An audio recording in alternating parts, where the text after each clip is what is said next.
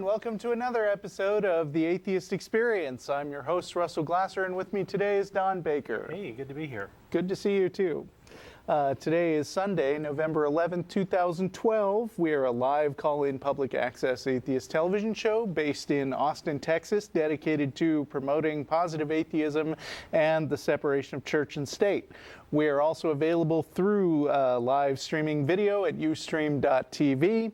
The official Atheist Experience website is www.atheist-experience.com. You can also provide feedback by commenting on the official show blog at freethoughtblogs.com/AXP or email us at tv@atheist-community.org.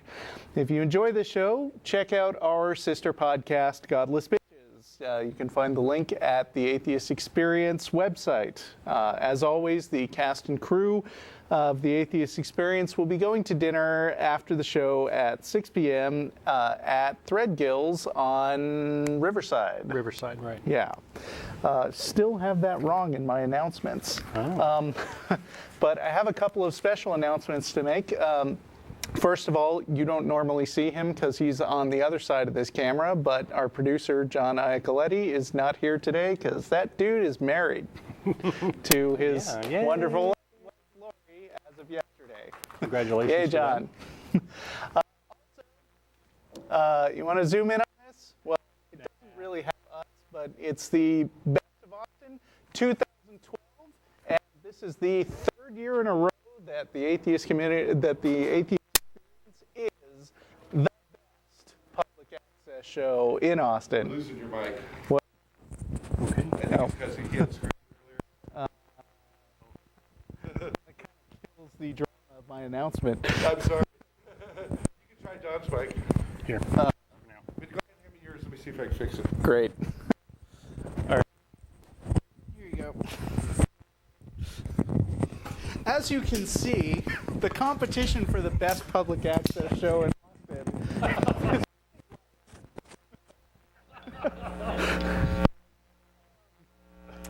Anyway, I'm just going to read this little blurb that we got here.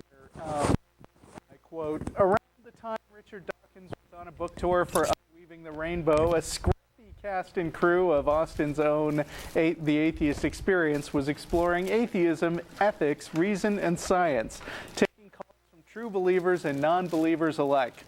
15 years and more than 9 million YouTube hits later, the shows keep on coming like clockwork.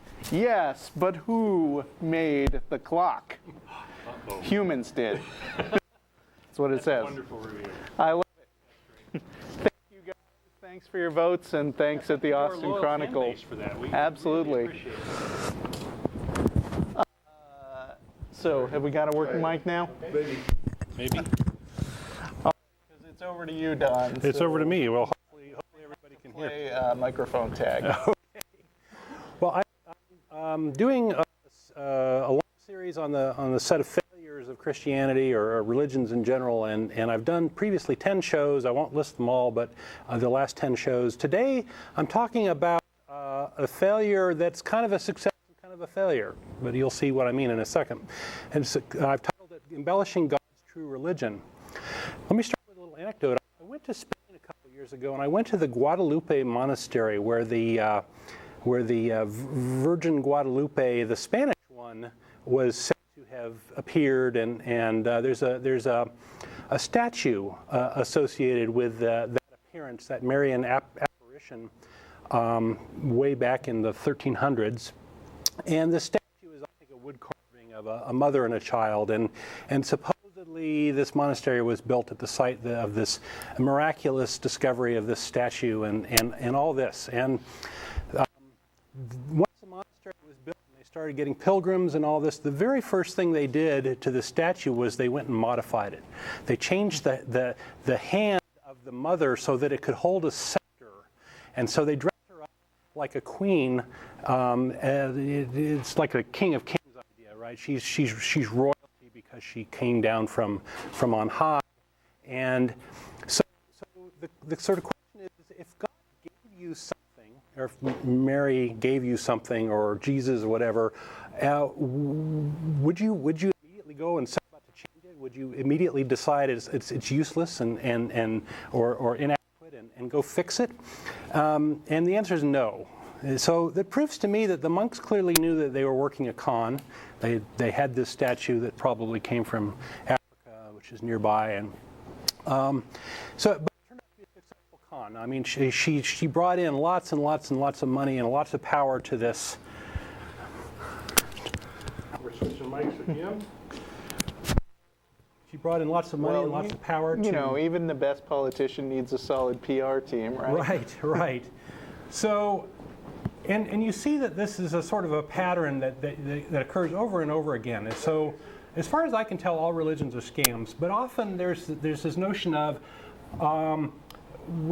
some religion has some revealed truth, some special thing, some special knowledge from God, and that element of the scam is necessary to get followers and people to pay attention to you. Because if it's not God, and then it's just your opinion, and who cares about one opinion over another? But then the scam or the issue gets kind of old and tired, and the true religion is later embellished somehow. It's made better, and without fail, the embellishment aids those in power, effectively extending and improving the scam to bring in more money. And so they have to embellish the scam because they're sort of in an arms race with people's BS detectors, which eventually figure out, hey, this thing doesn't make a whole lot of sense. But in doing that, in doing the embellishment, they effectively are saying that the original thing was a scam or was false, right? And that this all-powerful, all-knowing, all-perfect God screwed up somehow. And here's the latest thing. And even the embellishments get embellished, and so on. So the whole thing is evidence for me that the whole thing, the religions are a scam because they need these embellishments. So I want to give 6 quick examples of this. I want to talk about Christ, heaven and hell, the Trinity, Mormonism, dispensationalism, and pro-life. And these are all embellishments. So Christianity is a big embellishment on Judaism. I might actually call it a bag on the side. It's an offshoot. Judaism is 1,000+ years older than Christianity, and according to Jews, Jesus is a false Messiah, and he clearly lies and gives bad advice in the New Testament with regard to prayer and his return and the use of money, these sorts of things. Over time, Christianity gained power, and in the 4th century, especially with Constantine, and the two religions sort of parted ways. So in creating Judaism, did God make a mistake that needed some sort of correction? Was Judaism broken? If so, then it wasn't the true religion, right? So but yeah, were you going to say something? Nothing. The new religion, the Christianity, had a lot of attributes that are sort of better. It was a better scam in the sense that it was easier to catch flies with honey. With Jesus. Jesus kind of a sweet guy, kind of likable, versus this mean God Yahweh, right? So you can follow Jesus and not have to worry about that mean God. There's this message that poor people shall be rich in heaven. You're going to get all sorts of goodies eventually, and you didn't have to get circumcised, which is a big boon in those days. Over time, though, the Christian myth got embellished, right? So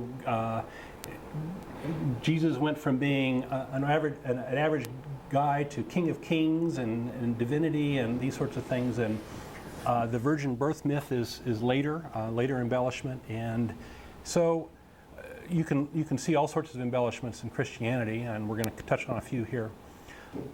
Even during that time, the local commentators at that time, Celsus was saying, "It's clear to me that the writings of the Christians are a lie, and your fables are not well enough constructed to conceal this monstrous fiction." So there were critics even back in the day.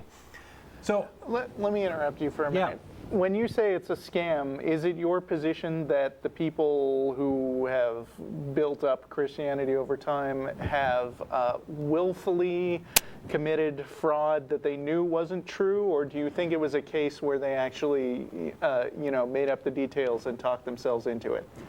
I think it's got elements of both. Okay. Right. I'm going to talk about the Trinity in a minute. I think the Trinity is one of those things where they were just trying to make sense of a bunch of stuff that was in their scriptures that didn't really jive together very well.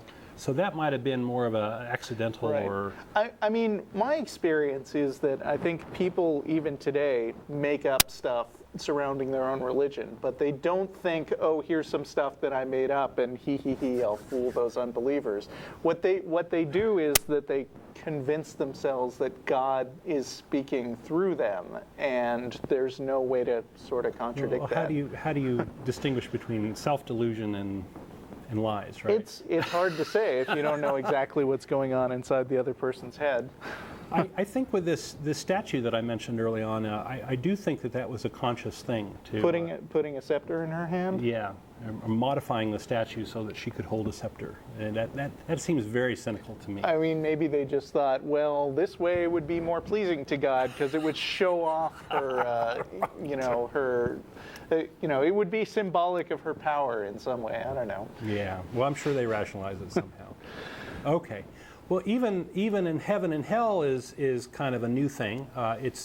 Judaism didn't have a concept of heaven and hell. They just had a notion of sleeping with the ancestors, which is a nice way of saying you're going to be gone and go to, rot on your grave, whatever. Such concepts may have been adopted from Egyptian mythology. When the Roman Empire, at the time Christianity was created, was a great melting pot of religious ideas. So that's not out of the realm of possibility. And heaven and hell provide a nice big carrot and stick when that's sort of necessary when you get rid of this mean old Yahweh that you're going to have to be afraid of, and you want to replace it with some sort of different carrot and stick and motivate people. So the carrot is John 14:6. Jesus said unto him, I am the way, the truth, and the life. No man shall cometh to the Father but by me. So he's kind of put himself as the middleman. The stick is, if you don't do this, I shall cast them into a furnace of fire, and there shall be wailing and gnashing of teeth. Matthew 13:42. So, the heaven and hell is a good motivator, infinite reward and punishment.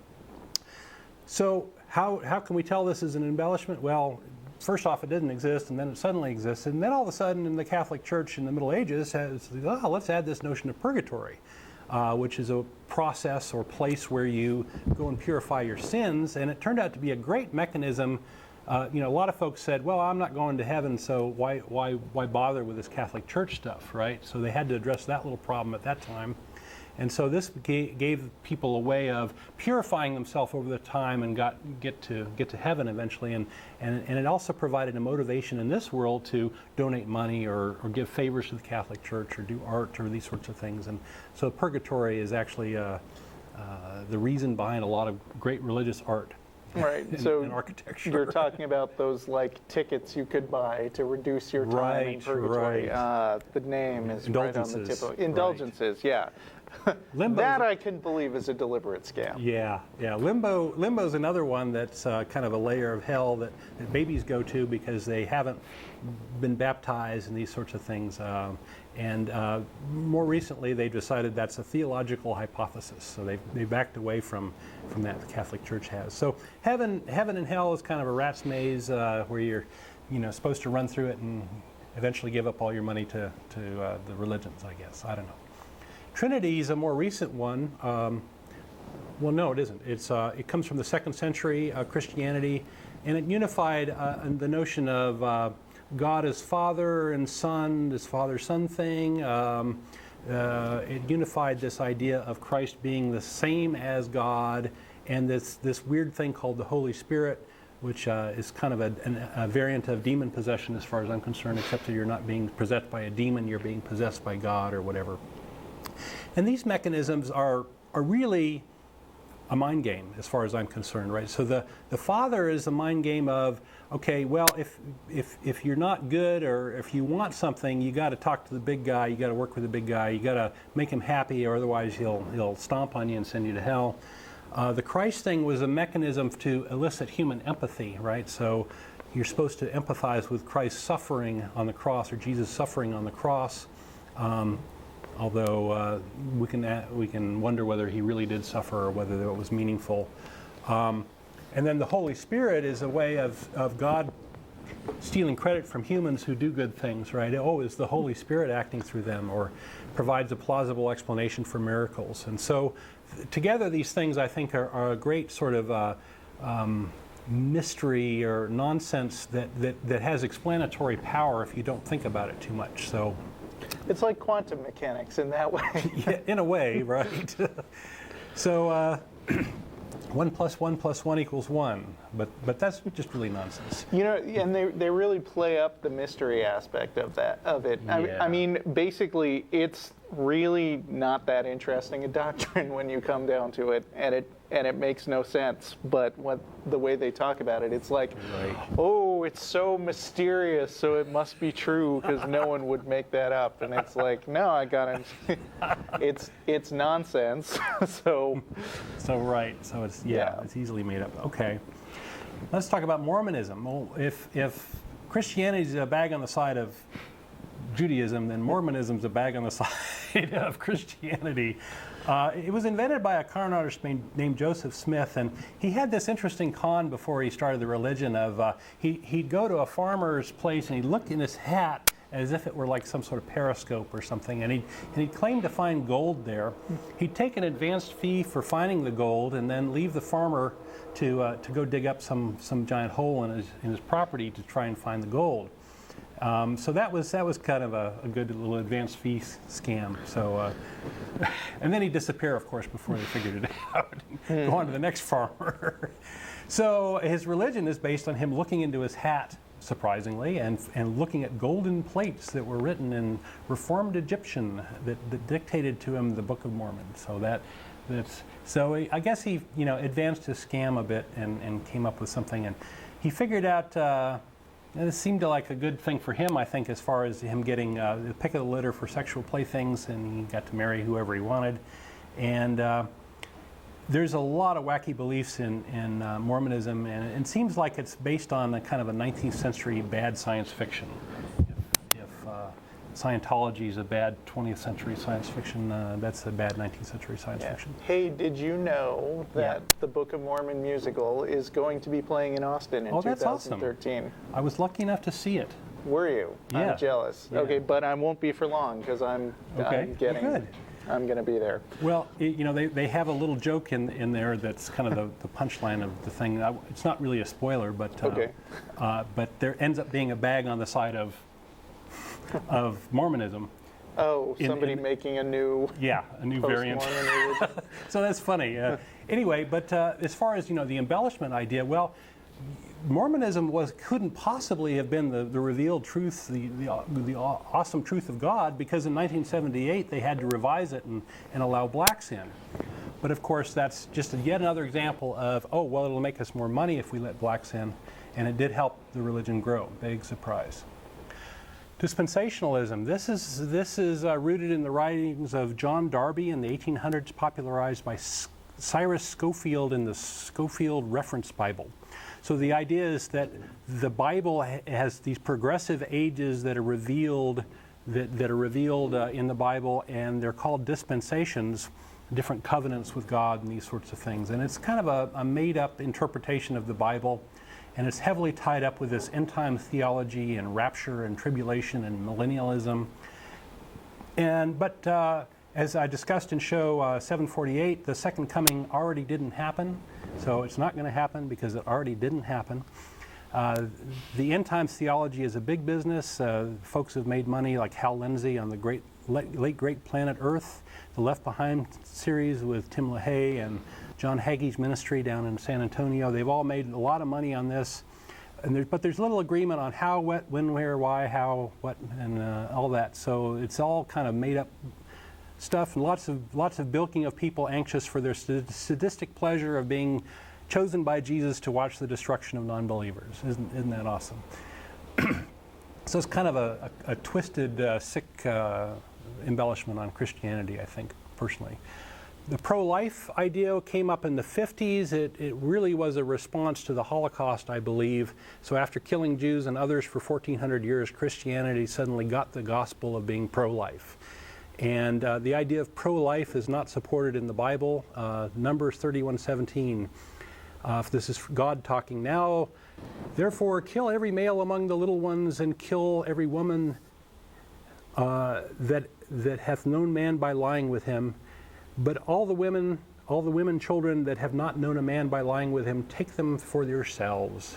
So isn't that nice? So kill everybody, but keep the little female girls as your sex slaves or whatever. Numbers 23:24. Behold, the people shall rise up as a great lion and lift himself as a young lion. He shall not lie down until he eat of the prey and drink of the blood of the slain. Yummy. Okay, so the pro-life thing is necessary if you're not going to go kill off people who believe the other religions. And how are you going to advance your own religion? Well, you can outbreed the other religions by making more people that follow that religion. And I think that's the true idea behind a lot of the pro-life idea.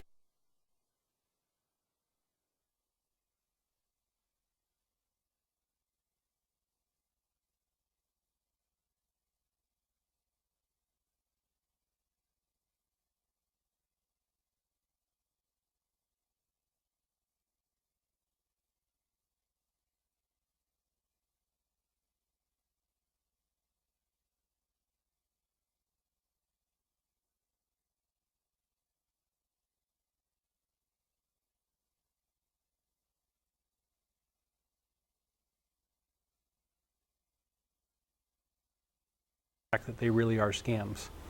So if you're paying attention, you can avoid being conned and see the blatant failure of the revealed truth for what it is. And check Snopes regularly. Check Snopes. That's a good place to, yeah. Okay. We got some callers? All right, we're going to start with Chris in San Francisco. Chris, are you there? Yeah. Hi.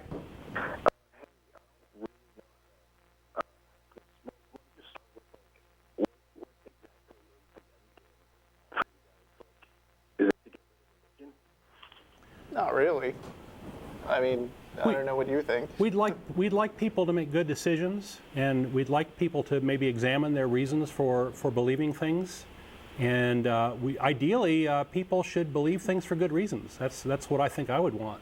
Yeah, I don't know that there is an end game. I mean, I wouldn't ask what's the end game for like education. It's just we have a point of view which we discuss on the show with some people who agree with us and some people who disagree with us.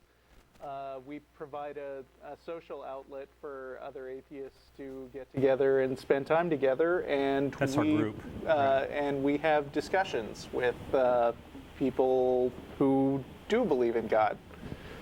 And I don't know that there's an end game there.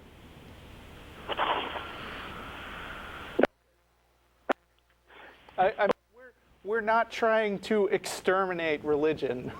There's no plan for an atheist dictatorship where we will, make you go into hiding or anything like that.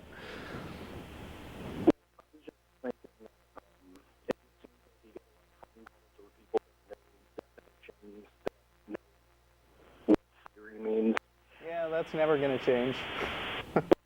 So we're trying. Right.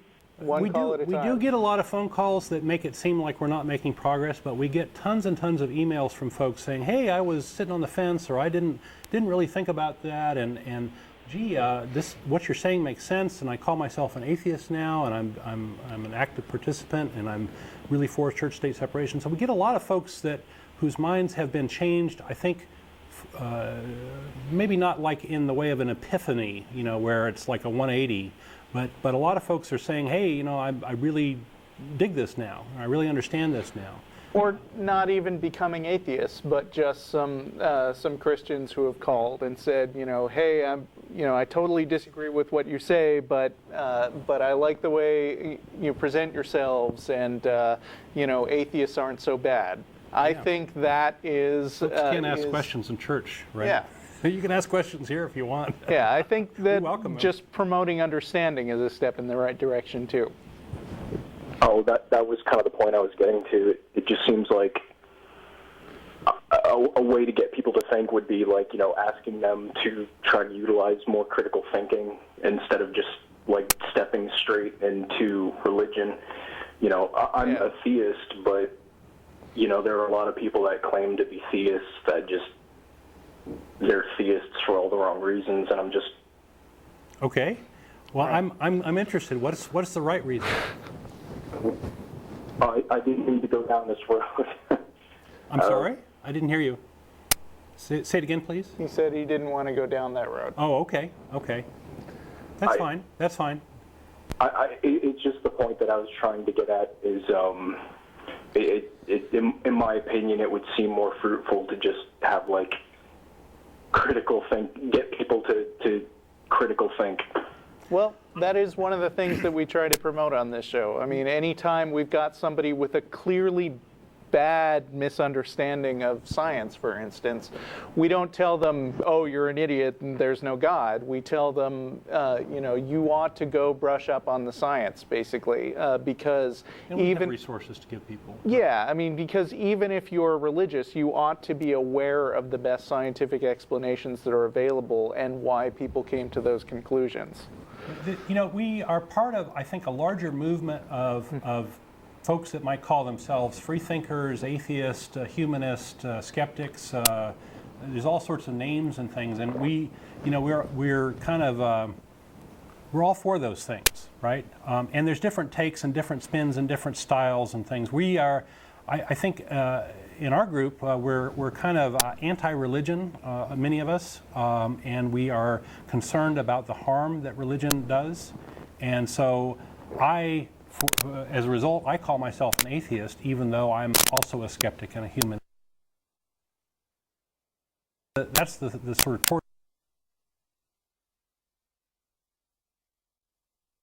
think of themselves as skeptics first, or think of themselves as free thinkers first, and that's fine. There's nothing wrong with that. There's different styles and that sort of thing. Right, and when you say anti-religion, about religion must be destroyed. It's like, I mean, people are free to have whatever beliefs they want, even if we think they're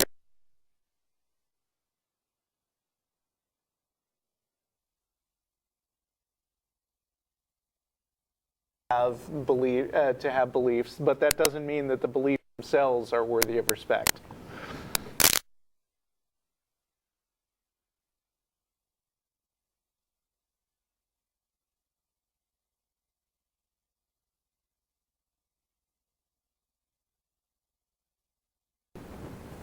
Hi, how are you guys doing?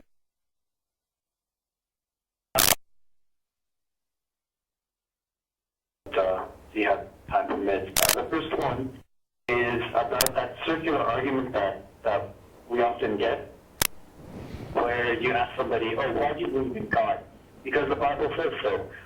Why do you believe in the Bible? Because God wrote it. Or however they make it. And I've come across the argument before, and I would say to the person, well, don't you see that this is circular logic? Absolutely. I mean, you can't use two things to support each other. It doesn't make sense. For some reason, that concept, they don't understand it. They say, no, it's not circular logic. That makes perfect sense. That's how they relate, I suppose.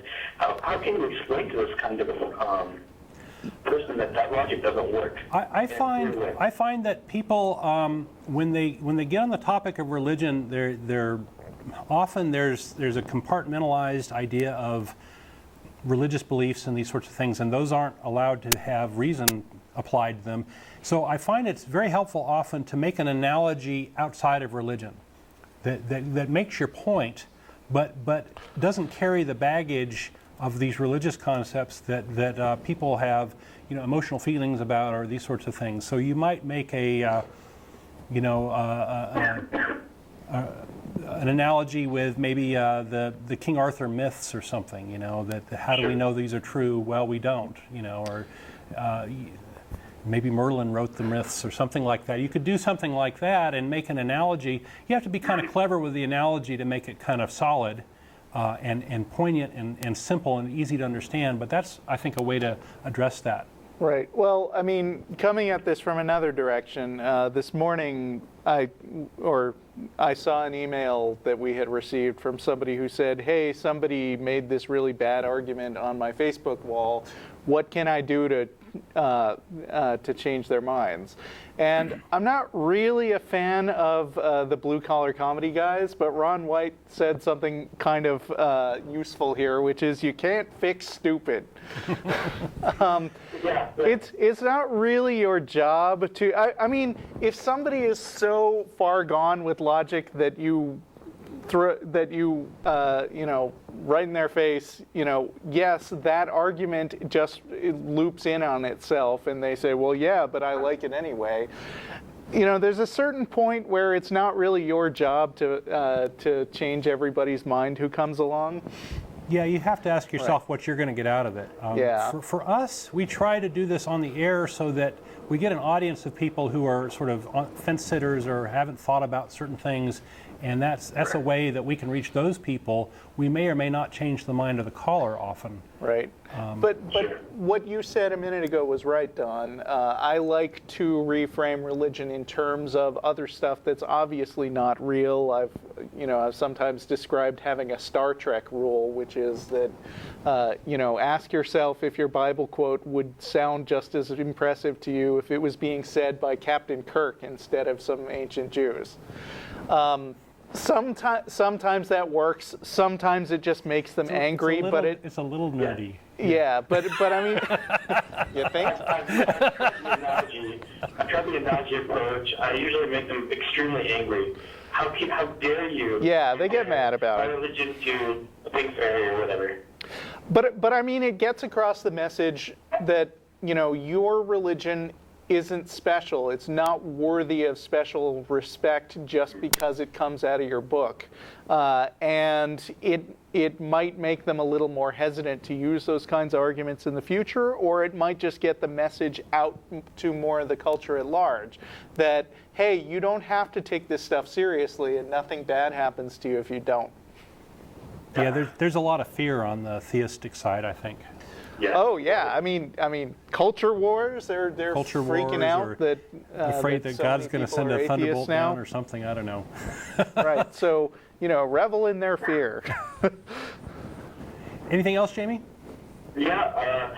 I was actually I heard Matt say one other time that just the fact that someone is holding an important belief that is obviously false or that it's not supported by any evidence, this is harmful in their life, even if it seems innocuous, even if otherwise they seem ethical and everything else. The fact that they have this very important false belief is harmful, and I was wondering, and he just said it out like that. He didn't explain it further. I was wondering why. It's a kind of a subtle abstract thing that once you start believing false things, it's much easier to believe other false things, and it can snowball into making bad decisions in your life or making decisions that maybe waste your time, because our time here on this planet is quite short and precious, right? And if you're wasting it, believing in crazy things, then you have this opportunity here to do something with yourself.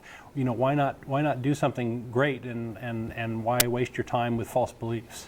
Right. So there's a lot of ways to come at that, but it is really kind of an abstract argument that it's like a death by 1,000 cuts idea, really. Yeah, a lot of times it's not like seriously harmful in any practical way, but all else being equal, if you're making decisions based on false information, then you're more likely to make a bad decision. And I'd like to mention a website which you can check out called whatstheharm.net, which tallies stories about beliefs, not just religion, but various beliefs with no scientific basis. I'm just glancing through here and I see numerology, hypnosis, astrology, and if you click on each link, it'll have recent news stories where somebody was actually harmed in some material way by That's these awesome, false Russell. beliefs. I'm glad you pulled that up. Okay. Whatstheharm.net, one more time. Great, thanks. And one other question. You were just talking about pro-life. I was just talking with somebody, a friend of mine, about pro-choice. I'm pro-choice. And I never actually looked at the argument very carefully why to believe in pro-choice versus pro-life. So I started looking at it, and she said, well, at conception, you can consider it that it's a life. And I said, well, that sort of makes sense. I mean, I can kind of wiggle my way out of that, say, once the fetus is conscious, once there's brain activity, maybe that's when you consider a life and you don't want to abort it. that's sort of some hand waving and drawing somewhat arbitrary lines. You could easily say that at conception, the baby starting, that's when the life starts, and if you abort it, then that's murder and that's bad, and so goes life. So I'm not really sure how to approach that argument. What are your guys' thoughts on that? You should totally check out the Atheist Experience blog, where just a couple of weeks ago we posted a video of Matt Dillahunty debating Christine Kruzelnicki, who is a secular pro-life advocate. And generally the crowd consensus seems to be that he mopped the floor with her. So I would look at that. Yeah. I think one of the issues is the whole question is framed a bit wrong. There's a question of who's going to be responsible for this child, I think, needs to be considered. Mm-hmm. And if a person can't be responsible, then what happens? And right. If you start coming at it from that angle, the responsibility angle, then I think you can reach better conclusions than if you have sort of an emotional, this is a human life, and under no circumstances can this life be killed. Right. There's really, I think, two core reasons why it's reasonable to be pro-choice. One of them is basically the bodily rights argument, that which is the main thing that Matt used in his debate, which says that whether it's a human life or not, the fetus is essentially a parasite of some sort. Yeah, an intruder of some sort. Nobody has the right to force anyone else to use part of their body to sustain somebody. You can't force somebody to make a liver transplant. And so the real issue is the right of autonomy of women, which is a fairly significant issue in the pro-choice movement. And the other thing is, unless you have some kind of religious attachment, there really is no magical transition that happens like between the time before the sperm contacts the egg and after the sperm contacts the egg. I mean, the process of a life developing into something with a fully functioning brain and nervous system that is conscious and capable of understanding being killed is this long, drawn-out process, which doesn't just happen instantly. Right. I do feel, in terms of the idea of the baby almost as an invader, forcing the mother to take care of it with the baby in its womb, in her womb, I don't feel that holds a lot of water, because the baby didn't, just come along and say, "Hey, mom, I'm gonna sit inside you. Is that okay?" The mom had sex and then she got pregnant. So she's the one who created that situation, and now there's a small. Yeah, we're very much. Well, I did research on this. Sure. Pictures, something that looks like a baby, but it's the size of a beak, but it's getting there. I mean, at the point of conception, it's just a handful of cells. I mean, difficult to really take seriously the description of it as a baby. But it's not that. It's not a handful of cells. If you look at it around 3 months, it has fingers, it has toes. I said at the moment of conception. Yeah. So, we believe that mothers also have responsibilities, or women who get pregnant also have responsibilities to protect themselves, and sometimes that doesn't work, sometimes it does. So we're very much for sex education and people making good decisions and planning their parenthood. I know that's a controversial thing for some reason. I don't understand why. But if you're going to have kids, it's a ginormous responsibility, and you might as well be prepared for it. And why not have strong kids? Right. And in a lot of cases, and this is, in my opinion, totally up to the mother. Just not having kids that you're not prepared for is the much more responsible choice, rather than just sort of romanticizing the idea that this is a baby and I must preserve it no matter what. And I should add one before we break off with you. There are other countries that have done a much better job than the U.S. as far as reducing the number of abortions without having to do draconian things like forcing women to have children that they can't afford or don't want. There's much better ways of going about this if you can put religion aside and deal with this as a rational human being. So we can do a lot better. Some of those countries or some of the ways really quickly, so I could look something up. Well, there are countries in Europe, for example, that provide prenatal care and contraceptives and education in high schools and these sorts of things, and it's not spun as abstinence only or any of this stuff. They get the real education, and it does make a big difference. And if you're working against these things, I wonder if you're really anti-abortion or whether you're just wanting to make more human beings, regardless of their poverty. Anyway, so yeah, take a look at a lot of the European countries do a much better job and have lower abortion rates, and that's what I think we should be striving for is to reduce the abortion rates based on good decisions, right, rather than coercing people, manipulating people.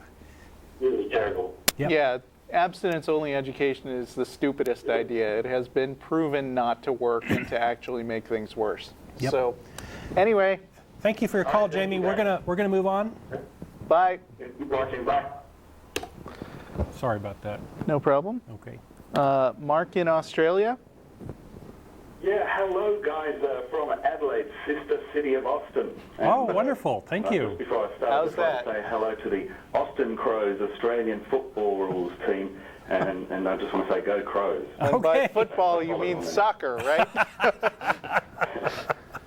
Awesome. I get up every Monday morning and have breakfast in front of the Atheist Experience live feed, and I love it. I've been doing it for about 3 years, and I really love it. And I was just thinking the other day, because I have sort of revisited this elevator gate thing and the schism, which seems to be a part of the atheist community. That's what I wanted to do, actually, ask your opinion on that, whether you think there is a schism and whether it's important. The reason I feel that there, and what I was going to say is that I haven't seen much of this on the Before you get to your explanation, no. No schism. What, sorry? No. No schism. No what? No, I don't think there's some terrible schism that's ripping Okay. the atheist Well, can I community just say apart. why I think there might be a schism. All I right. think there is a schism because you have people like Richard Dawkins who are heroes one day, and the next day he's a demon to a certain proportion. Nobody of the thinks atheist he's a community. demon. We think a lot of people thought he was wrong in the. I mean, do we have to do a nutshell version of what Unfortunately. is meant by elevator gate? No, I don't know if we need to. I don't want to focus on that. I'm not I sure. just wanted to go on about why there might be a schism. The other thing is Thunderfoot, who are well respected, and he's kicked off the blog after a week of action. No? And then we have respected like Richard Hang on. who Stop. Stop now.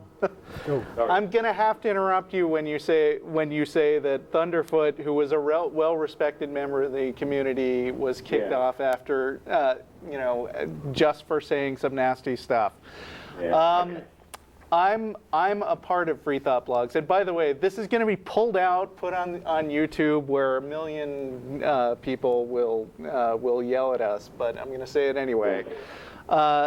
There was a whole lot of, there was a ridiculous level of unprofessionalism when Thunderfoot showed up on Free Thought Blogs. He basically told everybody off almost immediately.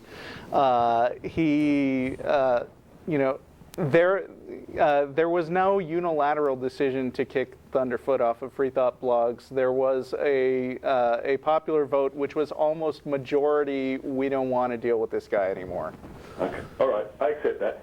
But we have intelligent people like Richard Carrier, who draws a line in the sand and says, you're either in this camp or you're in that camp. Richard Carrier apologized for that. Is done.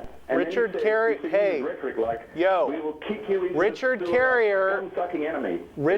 excuse me, Yeah, Richard sorry, Carrier sorry. apologized for that comment a couple days later. People didn't agree with that. Well, that's fair enough as well. But what I'm saying is there is a bit of emotion here, and it's something you don't sweep under the cup. There certainly is an issue, and it needs to be discussed, but it's not being discussed Well, it's not being discussed on the Atheist Experience TV show, and it can't be discussed in the Atheist Plus forum because there are mechanisms there to stop it being discussed. And all I'm saying is we still need to discuss this thing. The godless bitches have discussed it. Mark. You've got one side saying, Yo, you're not Mark, slow getting down it. a minute. Yeah, sorry. Yeah. I was going to say the Godless Bitches, our sister podcast, has aired this out quite a bit, so that you might want to tune in there. Might be, but Yeah, they might there's have a lots bias of- as well. I assume they do have a bias. They're in one camp. They got a foot in one camp. I don't know Well, that these I mean, camps are real. Yeah, personally, I mean, one of the things is that a lot of this infighting is pretty much internet-based, and I've talked to PZ Myers, who has made public speeches about this at atheist conventions that he's gone to, and said that from the internet reaction, I would have expected like huge pushback and anger, but when I talk about atheism plus in a room full of people who are there visiting a convention or something, and by atheism plus, I'm just talking about in addition to atheism being concerned about issues of social justice, being concerned about treating people with equality and science education, environment. yeah, and creating a safe environment for diversity in atheist social events, which is something that the atheist community of Austin is totally behind. PZ Myers says that he gets almost universal support for this stuff. A faction of angry people can sound a lot louder when they're in YouTube comments, but I think that in general people support this. Well, that's what I wanted to talk about. I think there are a lot of intelligent people on the other side, the non-PZ Myers camp, who are, like myself, skeptic, rational thinking atheists, who are non-sexist, believe in women's rights, but also believe in men's rights, and believe in social justice issues, but are not feminists. And that's the thing. Why when you not? say you're not a feminist, you're suddenly told that you're a misogynist, or you're not getting it. And that's what insults we intelligent people who are not perhaps... What's I think we've your got the same goals. opposition I think to both camps feminism? have the same goals. It's just how we get there. It's the way we get there is the issue, and we need to discuss it. What's your opposition to feminism? Because my opposition to feminism is some of the well, I call it dogma. There are certain things that It's dogma that women should be treated equally to men, huh? Developed by feminists, certain things which I don't perhaps agree with, some principles and some theories, and which can't be questioned. Can't be questioned on the Atheist Plus side. You start questioning certain things. Can you name one? They cut you off. Like what? You start questioning, well, I don't believe wholeheartedly in the principle of privilege, some of the way that's represented. And that's only a thing I've only just recently learned about. Apparently because I'm white, male, university educated, my opinion has less, my opinion is valued less than other people. Really? Because I'm white, male, college educated, and I've never felt that my opinion is any less valued by Well, feminists. you should join Atheist Plus, which I have done in the last week. You should join Atheist Plus and start having a chat with people, just having normal conversations, and you will find that there's a rhetoric and a dogma, and you're going to find it hard to talk sensibly with some people. That hasn't been my experience in the slightest. I'm sorry. Mark, you're talking about a particular website, and I think right. we're talking more about among our community and in conventions and these sorts of things where we've I'm circulated. also talking about like the email list at Free Thought Blogs, where just about everybody is wholeheartedly behind this. There's a lot of women, particularly the demonized women who people claim say this stuff, like Ophelia Benson, like Jen McCrate. They're awesome people. So I think you need to separate maybe the movement from the website that has that movement's name. Yeah, fair enough. Well, all I'm asking for is a place where this discussion, I feel that a discussion needs to be had, and it needs to be had somewhere. Now, you can have it on a forum. There's various forums out there. You can have it on the Atheist Experience. But if people are just blogging each other, I mean, no one listens to the other side. You've got to actually have a debate. In fact, I'd love to see a town hall debate between PZ Myers and, well, I don't know, someone else who's on the opposite side, who's intelligent. I'd love to see that. In fact, I'd love to see, if he was still alive, I'd love to see Christopher Hitchens and P.Z. Myers have a debate on this, because I know where Christopher Hitchens would stand. I don't know where Christopher Hitchens would stand, actually. Well, you know, they're always looking for well, no, ideas at these conventions. I'm So, just guessing where he might stand. so I know where he'd stand if he joined Atheism Plus, how he'd get on there. Just like Matt Dillahunty. Also, I know, you know, everyone knows about the Matt Dillahunty affair, and he agrees he should have been kicked off, but he didn't last very long on that forum. All right, but he is also totally behind Atheism Plus. the movement. Yeah, I realize that.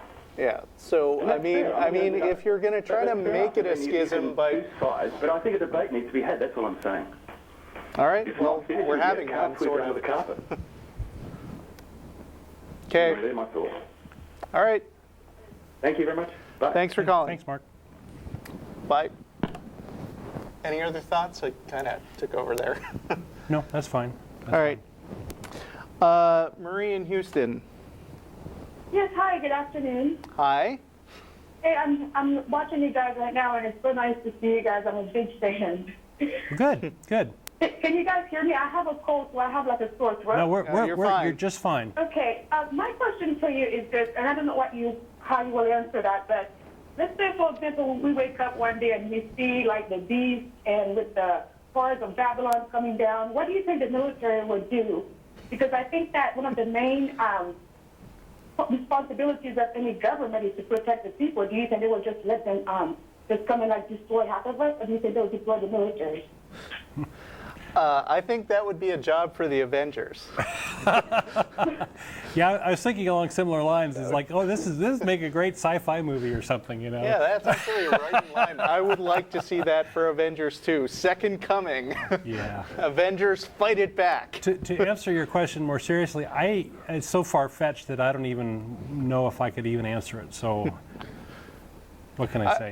I mean, I think the point you're trying to make is that we're just supposed to assume that all this stuff about the apocalypse is good because we're informed that nothing God does can be bad. Whereas, you know, if this was some alien invasion doing exactly the same thing, then you know, then you'd have a great action movie and they'd be the bad guys, right? Yeah, but and I also think that even like if we start to notice and we see it's a Christian God that's coming back, what about countries who are like, let's say, Muslims or, you know, Buddhist countries? Will they not deploy their military to like defeat them? That way we don't go to, I mean, their people do not go to hell. Right. Well, they're evil. I mean, have you read all of the Narnia Chronicles by C.S. Lewis? No, I have not. I've seen the movies, though. Yeah, but you know, the last book, which is called The Last Battle, actually has like Aslan coming back and then this group of people who worship Tash, which is a stand-in for Muslims, you know, are the bad guys fighting back against this apocalyptic event. So, I mean, as long as you're going the realm of fantasy, you might as well read somebody who takes this stuff seriously, making an allegory out of it. Okay, and I just have one last question. I know we have other colors. But when Jesus went to the desert or the mountain for 30 days to meditate and reflect on his godliness, and the devil showed up and said, if you want to get out of here, I'm just paraphrasing, then I can help you take control of the whole world. All of this will be yours. Doesn't the devil know that Jesus and God are the same? And if so, what exactly is he promising? Because all that stuff belongs to God anyway. Why would he promise him that, you know? It is a head scratcher, right? It's like he's the same. Jesus is the same as God when it helps the storyline, and he's different when it helps the storyline. Well, you know, didn't the whole Trinity stuff really get embellished, just like you were saying at the beginning? I mean, you know, it wasn't till centuries later that it was really sort of hammered out what they meant by that. It was, here's all this stuff in the Bible that we can't make any sense of. Right. So it's an evolving thing, you know, and it changes, and yeah, you can look at a lot of the early scriptures, and it's like it doesn't make sense with regard to how we think of it today or how Christians think of it today.